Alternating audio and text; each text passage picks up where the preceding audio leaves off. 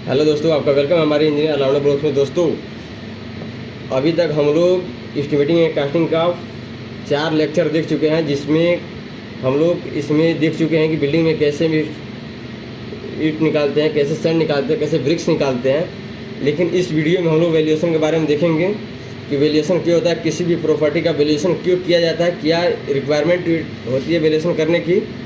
दोस्तों, देखते हैं वैल्यूएशन जो हमारी होती है, किसी भी प्रॉपर्टी को अगर सेल करना हो तो इसका वैल्यू जानना बहुत ही आवश्यक होता है, या किसी भी प्रॉपर्टी को रेंट पे देना फिर भी आवश्यक होता है।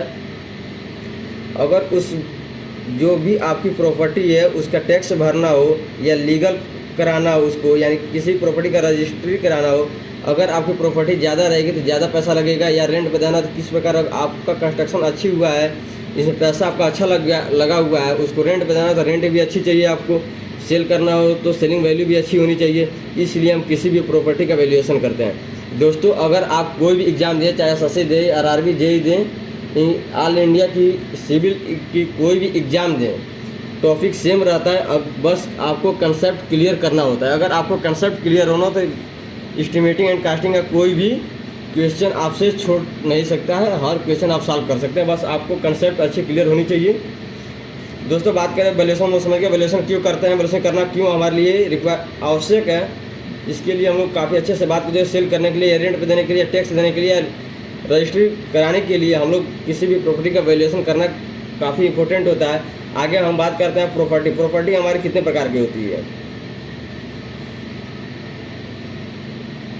देखिए दोस्तों, प्रॉपर्टी हमारे जो होता है हमारा 2 प्रकार का होता है। पहला होता है फ्री होल्ड प्रॉपर्टी,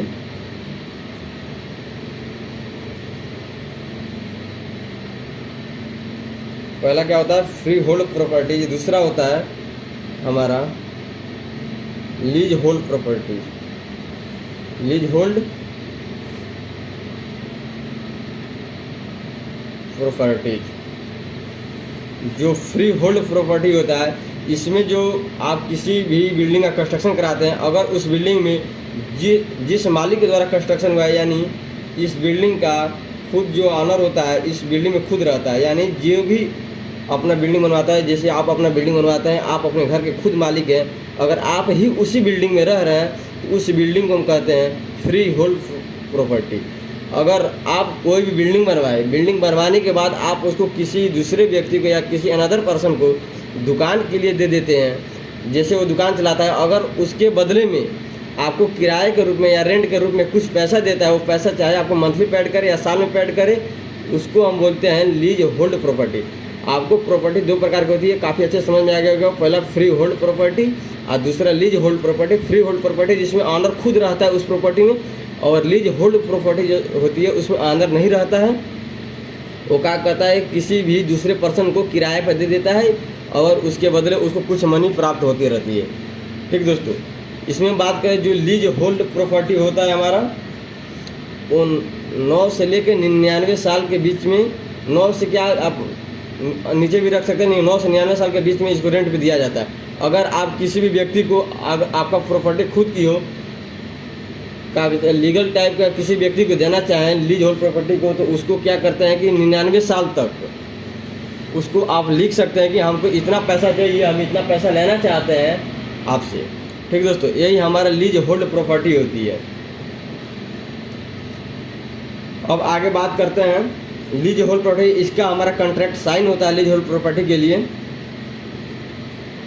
अभी तक हम लोग जानेंगे वैल्यू क्या होता है, प्रॉपर्टी कितने प्रकार की होती है, होल्ड से क्या होता है होल्ड प्रॉपर्टी। दोस्तों, वीडियो को आप अच्छे से देखिए, इसमें आपको बिल्कुल एक एक कंसेप्ट क्लियर होता जाएगा। वैल्यूएशन से कोई भी क्वेश्चन आपको नहीं फंसेगा, मैं गारंटी देता हूँ आपका। बस वीडियो आप पूरा देखिए और वीडियो अच्छे से देखिए। ठीक दोस्तों, अब आगे चलते हैं, हम बात करते हैं पहला हमारा स्क्रैप वैल्यू क्या होती है। बात करते हैं स्क्रैप वैल्यू।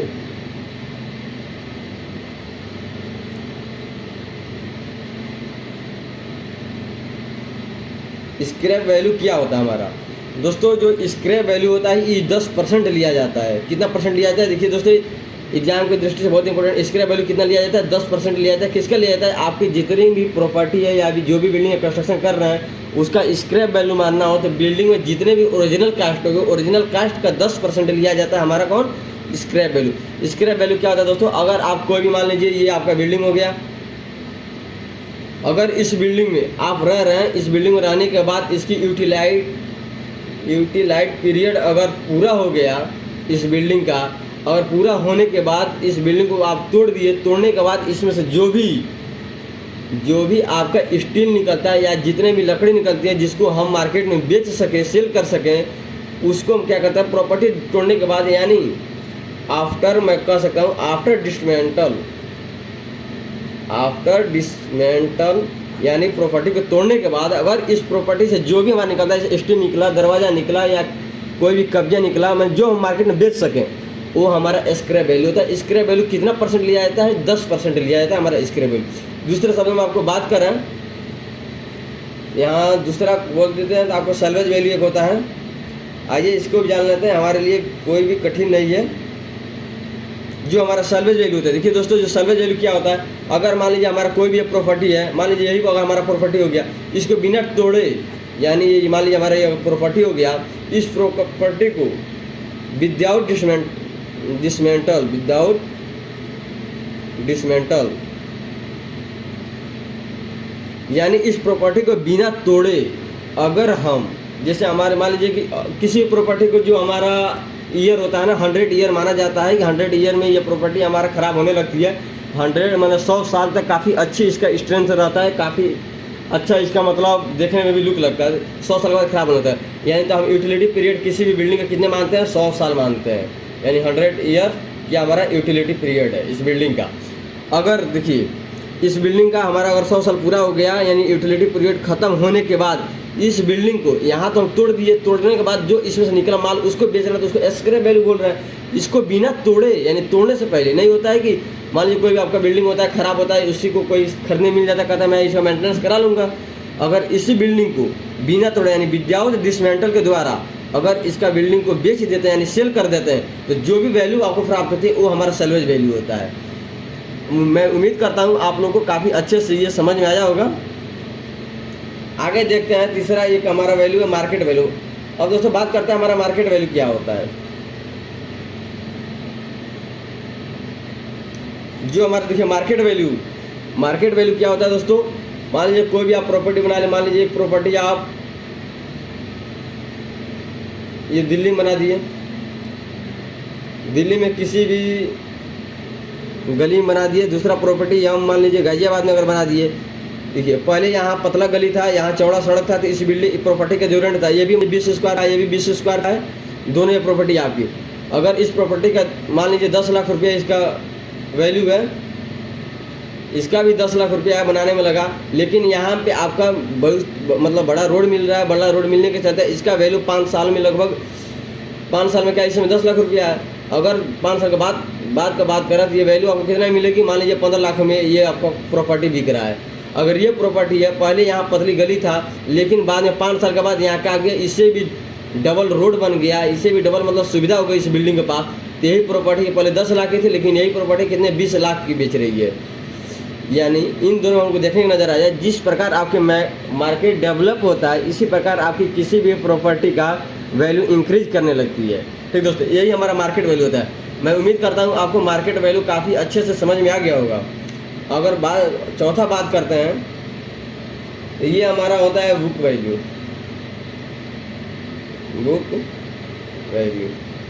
दोस्तों बुक वैल्यू क्या होता है? बुक वैल्यू हमारा वो होता है, अगर आपका ओरिजिनल कास्ट, जो आपका ओरिजिनल कास्ट हो किसी भी बिल्डिंग का, ओरिजिनल कास्ट में से अगर डिप्रिसिएशन माइनस कर देते हैं, ओरिजिनल कास्ट में से अगर आप डिप्रिसिएशन माइनस कर देते हैं तो आपको बुक वैल्यू मिलता है। यानी बुक वैल्यू को हम कह सकते हैं ओरिजिनल कास्ट माइनस डिप्रिसिएशन। जब अब बात करते हैं कि ओरिजिनल कास्ट, तो आप जानते हैं बिल्डिंग का जो भी आप जितनी भी लागत लगती है बिल्डिंग को कंस्ट्रक्शन करने में, उसको हम ओरिजिनल कास्ट बोलते हैं। अगर डिप्रिसिएशन क्या होता है? डिप्रिसिएशन दोस्तों हम कहते हैं कि डिप्रिसिएशन आप बात करें तो एज के साथ बढ़ता जाता है। आपको जितना भी एज बढ़ेगा डिप्रिसिएशन भी वैसे इंक्रीज करता जाता है। लेकिन जो डिप्रिसिएशन है डिप्रिसिएशन बात कर निर्भर करता है वेयर एंड टीयर पर, wear and tear, neglect condition पर, नेग्लेक्टेड कंडीशन। दोस्तों जो हमारा ये जो डिप्रिसिएशन होता है वियर एंड टीयर होता है नेग्लेक्टेड कंडीशन होता है। यानी किसी भी बिल्डिंग का अगर मान लीजिए धूप के द्वारा, वायुमंडल के द्वारा, टेम्परेचर के द्वारा उसका पेंट उड़ने लगता है, पेंट उड़ने के बाद मतलब उसमें अनेक प्रकार से कमियां नज़र आने लगती हैं, वही हमारा डिप्रिसिएशन होता है। दोस्तों ये जो डिप्रिसिएशन होता है इसको हम कई प्रकार से निकाल सकते हैं। पहला हमारा होता है जो एनुअल डिप्रिसिएशन। पहला क्या होता है, ये बात करें आपको एनुअल डिप्रिसिएशन, एनुअल डिप्रिसिएशन। दोस्तों स्पेलिंग को मत जाएगा, स्पेलिंग मिस्टेक हो सकता है, लेकिन आप लोग बस कंटेंट पर देखिए, आप अपना मतलब कंसेप्ट क्लियर कीजिए। कंसेप्ट अगर आपका क्लियर है तो आपका क्वेश्चन लगाने में बिल्कुल सरलता महसूस होगा। मैं बात करूं एनुअल डिप्रिसिएशन क्या होता है। एनुअल डिप्रिसिएशन दोस्तों, अगर आप ओरिजिनल कास्ट, जितना आपका ओरिजिनल कास्ट है, ओरिजिनल कास्ट में से अगर आप स्क्रैप वैल्यू यानी ओरिजिनल कास्ट में से स्क्रैप वैल्यू माइनस कर दें, यानी डिप्रेशन किस में होगा, ये तो आपका अंदर रहेगा बिल्डिंग का, इसमें तो डिप्रेशन होगा नहीं। इसीलिए मैं ओरिजिनल कास्ट में इसको माइनस कर देता हूँ। जब इसको माइनस कर दूँ तो हमारा डिप्रेशन ओरिजिनल कास्ट में होगा। ओरिजिनल कास्ट में कैसे होगा, जितने आपका ईयर बढ़ेगा, यानी लाइफ इन ईयर,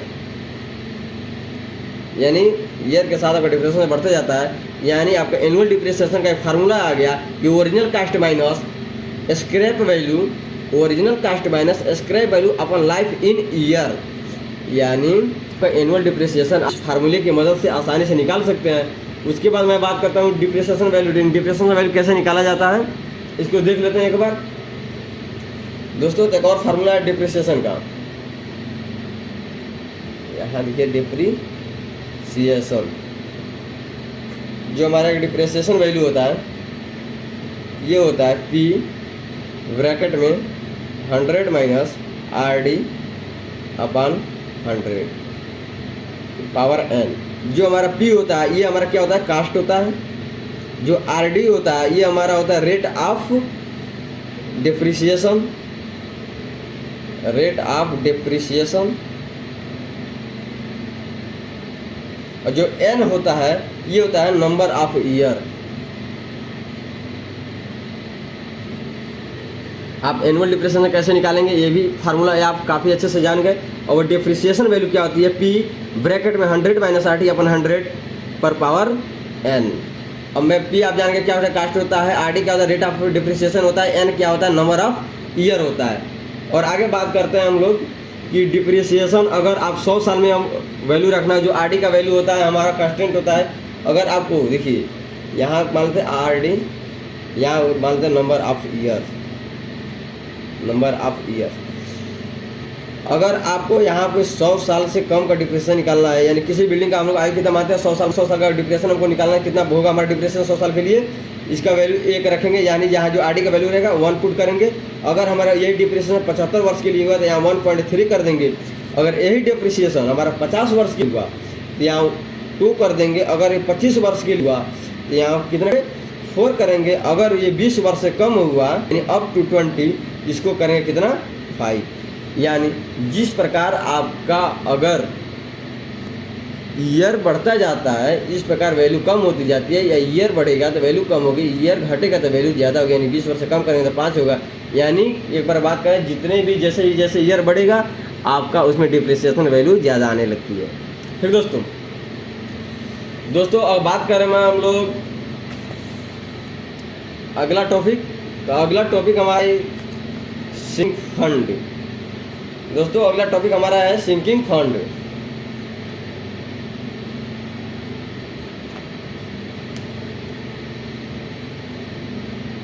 अगला टॉपिक हमारा है सिंकिंग फंड। दोस्तों सिंकिंग फंड क्या होता है, मान लीजिए काफ़ी अच्छे से समझिएगा दोस्तों, पर बस समझ लीजिए आपका फिर भी दोबारा लाइफ में नहीं भूलेगा ये। मैं भी जितने वैल्यू बता रहे हैं बस एक बार आप लोग गहन अध्ययन कीजिए, फिर भी इसका कंसेप्ट आपको भूलेगा नहीं कभी भी, आप किसी भी क्वेश्चन में फंसेंगे नहीं। ये सिंकिंग फंड क्या होता है, हमारे जो सिंकिंग, ये कोई भी मान लीजिए हमारा प्रॉपर्टी हो गई, इस प्रॉपर्टी में हमारा कितना पैसा खर्च हुआ, मान लीजिए 25,000 रुपया खर्च हुआ। कितना हुआ, 25,000 रुपया खर्च हुआ।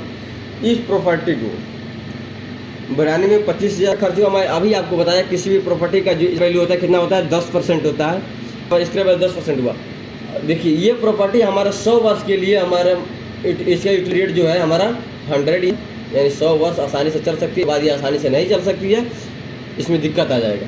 तो मुझे 100 वर्ष के बाद फिर से नई प्रॉपर्टी कंस्ट्रक्शन करने के लिए, प्रॉपर्टी ख़राब हो जाएगी, फिर से नई हमको कंस्ट्रक्शन करना हो, इसको क्या करेंगे, तोड़वाएंगे, तोड़वाने के बाद नहीं लगाएंगे, लेकिन आखिर हमारे पास पैसा आया से। तो मैं इस प्रॉपर्टी इसका मैं वही बता रहा हूँ, सिंकिंग फंड होता क्या है, जो पैसा आपको पड़ेगा वही पैसा आपको सिंकिंग फंड के द्वारा प्राप्त होता है। अब देखिए समझिए आसानी से, ये प्रॉपर्टी है, मैं इसे मैंने कंस्ट्रक्शन किया 25 वर्ष के लिए, उसके बाद 100 वर्ष के बाद खराब हो गया। खराब होने के बाद जो भी इसका पैसा जरूरत पड़ता है फिर से रिकंस्ट्रक्शन करने के लिए, बात को इसको रिकंस्ट्रक्शन के लिए जो भी हमारा फंड होता है उसे बोलते हैं सिंकिंग। दोस्तों सिंकिंग फंड जो आप लोग अच्छे समझ गए होंगे कि कोई प्रॉपर्टी उसको दोबारा रिकंस्ट्रक्शन जिस पैसे की होती है सिंकिंग फंड होता है। सिंकिंग फंड कितना होता है, स्क्रैप वैल्यू ओरिजिनल कास्ट 25,000 है, 10 हमारा स्क्रैप वैल्यू आ गया, यानी बचा कितना 90% जो पैसा है उसके सिंकिंग फंड के द्वारा मिलता है, तो हमारा ये कंस्ट्रक्शन हो जाता है आसानी से।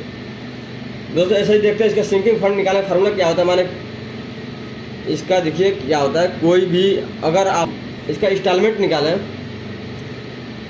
इस प्रॉपर्टी के द्वारा, मान लीजिए इस प्रॉपर्टी के द्वारा आप कमा रहे हैं 500 रुपये कमा रहे हैं या एक दिन का, तो इसमें से क्या कीजिए 100 रुपये निकाल के आप इसको किसी भी पॉलिसी में जमा कीजिए। किसी भी पॉलिसी में जमा से आपको कंपाउंड मिलता है। सिंकिंग फंड आप खुलवाएंगे तो कंपाउंड इंटरेस्ट मिलेगा आपको। जैसे आई क्या हमारा इंस्टॉलमेंट है, इसका SI/1 + I के पावर n-1।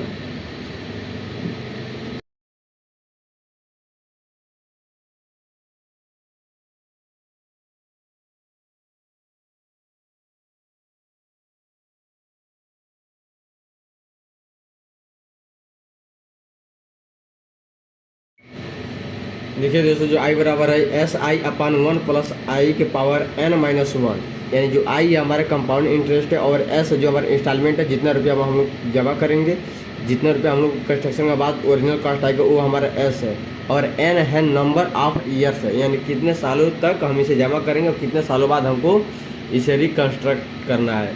ठीक दोस्तों हम लोग एक क्वेश्चन के माध्यम से समझ लेते हैं। मान लीजिए किसी भी बिल्डिंग का जो हमारा ओरिजिनल कास्ट है वो हमारा मान लीजिए है 30,000, मान लेते हैं 30,000 रुपया हो गया, यानी S बराबर 30,000 हो गया। और ये दे दिए जो इंटरेस्ट है वो दे दिया, I बराबर 5% दे दिया, और N बराबर 20 वर्ष दे दिया। तो हम यहाँ I बराबर आराम से निकाल सकते हैं 30,000 इंटू 5% है ना, 0.05/1 + 0.05 के पावर n कितना है हमारा, n मान लें 20 वर्ष है, 20 वर्ष -1, क्योंकि जब हल करेंगे तो ये हमारा आ जाएगा कितना, सॉल्व करने के बाद ये आएगा 907 रुपये आएगा।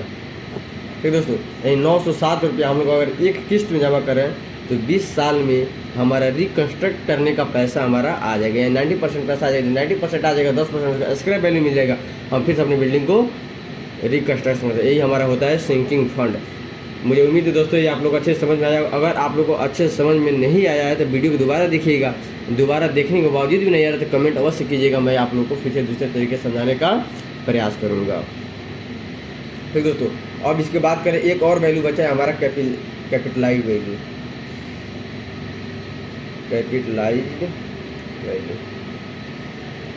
दोस्तों कैपिटलाइज्ड वैल्यू ये होता है, मान लीजिए ये हमारा कोई बिल्डिंग हो गया, बिल्डिंग नहीं, आपके पास 10 लाख रुपया है। ठीक दोस्तों, 10 लाख रुपये को, ये 10 लाख जो रुपया है आपके पास 10 लाख रुपया है, 10 लाख रुपये को एक किए आप किसी को दे दिए ब्याज पे, यानी हाईएस्ट रेट पे। हाईएस्ट रेट आपका है 10% ब्याज पे किसी को दे दिए, किसी भी पर्सन को। ठीक है, 10 लाख रुपये का तो कितना आ जाए, 1 लाख रुपया आएगा आपका। लेकिन इसी 10 लाख रुपये का अगर आप कोई बिल्डिंग बनवा देते हैं, जैसे 10 लाख रुपये आप बिल्डिंग बनवाए, इस बिल्डिंग के द्वारा जो आपका इनकम होता है उसको बोलते हैं कैपिटलाइज्ड वैल्यू। इस बिल्डिंग के द्वारा जो आपका इनकम होता है उसको बोलते हैं कैपिटलाइज्ड वैल्यू। ठीक है दोस्तों, यानी आप 10 लाख रुपए में किसी को ब्याज पे ना देके आप बिल्डिंग बनवाए, बिल्डिंग से जो इनकम प्राप्त किए वही हमारा होता है कैपिटलाइज्ड वैल्यू। मान लेते हैं दोस्तों हमारा कैपिटलाइज्ड वैल्यू क्या होता है, एक क्वेश्चन के माध्यम से समझ लेते हैं। कैपिटलाइज्ड वैल्यू का फार्मूला करें यहाँ पे, यहाँ फार्मूला क्या है, यानी कैपिटलाइज्ड वैल्यू का फार्मूला हो जाएगा हमारा नेट एनुअल इनकम